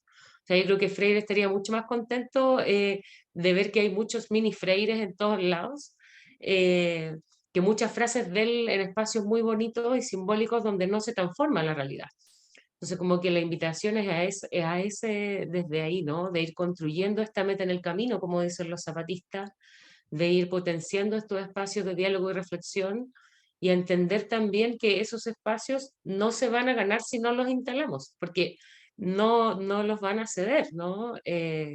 Todas las disputas o todas las victorias que se han tenido ha sido a base de lucha, de organización, de trabajo, de ampliar la comunalidad, ¿no? De avanzar hacia la lectura. Y yo creo que bajo esa dinámica es entender también de que todos los saberes son necesarios y todas las profesiones son necesarias y todos los roles que tenemos en estos espacios, y volcándolo un poco también a esta mesa que nos convoca, ¿no? Que es la Escuela de Educación Popular, cómo la educación permea la escuela pública, porque finalmente a la escuela pública llega todo el pueblo. ¿Ya? O sea, podemos tener experiencia de educación Waldorf, podemos tener experiencia de educación comunitaria, que son súper interesantes, son súper ricas y nutritivas, pero ahí no llega todo el pueblo. Al pueblo llega la escuela pública. Entonces, uno de los elementos fundamentales es transformar esa escuela pública, permearla desde la educación popular. Así que agradecer estas ricas reflexiones, el trabajo, sus investigaciones, alentamos poder seguir en contacto y a seguir fortaleciendo estos vínculos para poder cambiar la realidad, ¿no? No en algún futuro, sino cambiarla cotidianamente.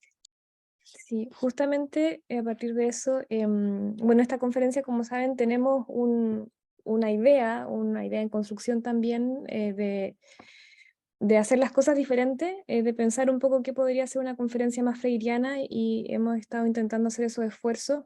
El año pasado, por ejemplo, todos quienes expusieron fueron invitados a ser parte del comité de este año. Cosas como esa. Entonces, en ese contexto, me gustaría, quien quisiese en este minuto, o después también puede ser por mail o qué sé yo, si tienen alguna idea, sugerencia, o pensar cómo les gustaría, si es que les gustaría que siguiésemos conectados, de cualquier modalidad. Por ejemplo, no sé, en la mañana salía la idea de tal vez iniciar un círculo de aprendizaje entre algunos grupos temáticos, por ejemplo. En el fondo, dejo abierta la palabra ahora por el chat, si es que alguien tiene en este minuto una idea, una sugerencia. O si no, también podemos darle más tiempo para digerir y dejar un canal abierto para que puedan enviarnos sus comentarios o propuestas. ¿Alguien por ahí? Rocío, porque están los correos de todas ellas, ¿verdad? Y de todos ellos tenemos, ya se Sí. tienen los correos, ya, súper. Sí, así que no hay problema. Bueno, y entonces ya para ir cerrando, no sé si les parece que abrir las cámaras para poder hacer una foto, un screenshot y dejar este registro de esta linda mesa, una de las pocas mesas en español, tengo que decirlo, así que ahí para que se sepa que hubo presencia. No sé si Elena le gustaría abrir la cámara, que también estuvo muy presente. Sí, ya, es que se me pierde el Listo. mouse. Listo, así que a la cuenta de 3 voy a hacer un screenshot, ¿vale? Ok, 1, 2, 3. Listo. Genial. ¿No lo ves? Sí, la puedo enviar, también la vamos a subir seguramente a Twitter, o sea, esos tipos de redes sociales. Ok. Muchas gracias a todas, a todos. Fue un gusto. Muchas gracias. Sé que quedaron muchas ideas ahí que sin poder salir, pero esperemos tener otro momento para para dialogarlas. Eso, que tengan bonita tarde. Gracias. Y muchísimas Gracias gracias, a espero todos. puedan seguir participando Gracias a de todos. actividades. Adiós. Bye, bye. Chao, Chao. gracias. Chao, que tengan buena tarde o buena noche Gracias, Cindy. o buena Gracias, mañana. Rocío. Gracias. Adiós. Adiós. Adiós. Muy bueno te Adiós. ves, Rocío. Cuídate. Bye, bye. Chao, Oscar. Un gusto verte.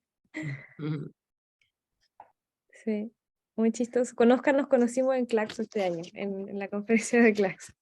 Ah, Qué ¿estuviste en Claxo? buena. Sí, sí, sí. Sí, nosotros también. También Yolanda, estuve en te iba a Claxo. dejar, bueno, no lo mencioné para no agotar el espacio, pero yo investigo harto sobre política docente y cómo en el fondo se rastreó hace varias décadas de cómo se fue construyendo el tipo de accountability de hoy. Entonces me interesó también harto lo que mencionaban ustedes en su investigación. Por ahí te voy a dejar un correíto para escribirte.